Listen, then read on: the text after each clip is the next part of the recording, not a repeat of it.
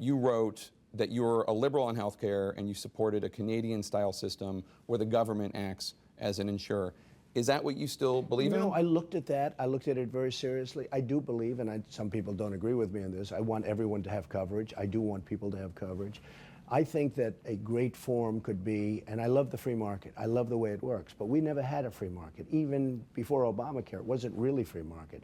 As an example, we're in New York right now, and when I wanted to bid out my health insurance and all sorts of things, we had boundaries. I could only go in New York. If I wanted to bid it out to a company from California, New Jersey, anywhere, I mean, and I was getting like, you get no bids. But the single payer, no more. You're not interested in that. No. I mean, and you know, there are different times.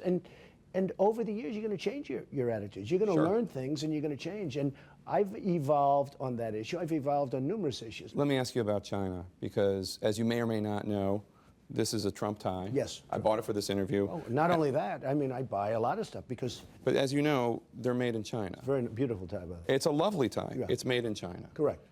Is it hypocritical at all for you to talk about this? Not at all. While you're manufacturing your clothes? No, I'm building the old post office, and I just made an order from China because they've cut their currency to such... I'm a private person. I may not be a private person for long. Who knows? We'll see what happens. Right. I talk about my ties in speeches. You know, I'm open. I say my ties many times are made in China. Not all of them, by the way, but a lot of them are made in China because they've manipulated their currency to such a point that it's impossible for our companies to compete. When it comes to outsourcing jobs, which is what this tie would be a representative issue of, one of the issues is that the people in China, the laborers, are paid a lot less, and the standards are worse when it comes to the environment and health care and worker safety. Many problems. I agree with it. Isn't that what? But what do you say when somebody says, "Well, why don't you be a leader and make these in Philadelphia?" I'd be willing to pay more for this tie. You would, and unfortunately, you would see that it's very, very hard to have anything in apparel made in this country. You know how much is made outside of the country? Most of it, and now, but some of them. Vietnam, so many other places. The problem... American and apparel just so makes you stuff understand, here. I know you bring that up, but I put ties in my speeches. It just seems interesting because you dinged Ford for manufacturing their cars in Mexico. No, I don't ding them. I say, congratulations, I think it's a great deal, but I wouldn't let you do it. I wouldn't let them manipulate their currency because that's what they do.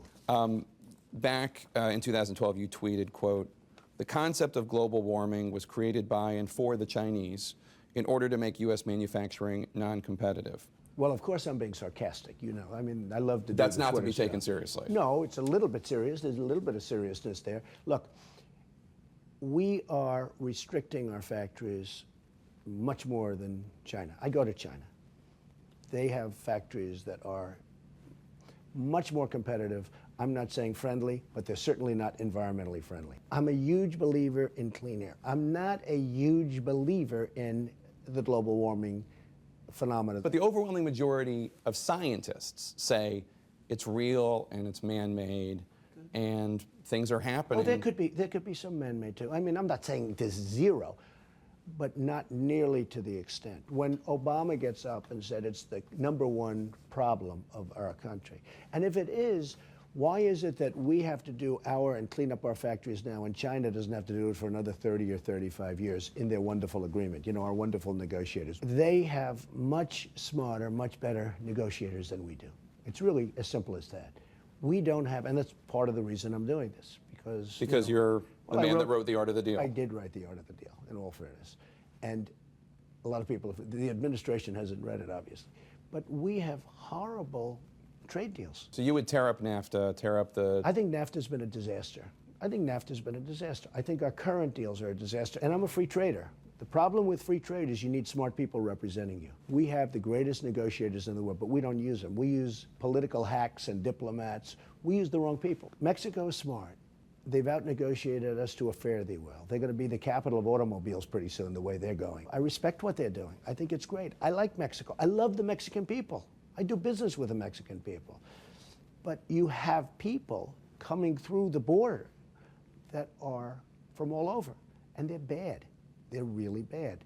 I've spoken to border guards, and I said, how bad is it? They said, Mr. Trump, you have no idea how bad. You have people coming in, and I'm not just saying Mexicans. I'm talking about people that are from all over that are killers and rapists. And I mean, they're coming into this country. Let me talk to you about that for 1 second. The government of Mexico called those comments prejudicial and absurd.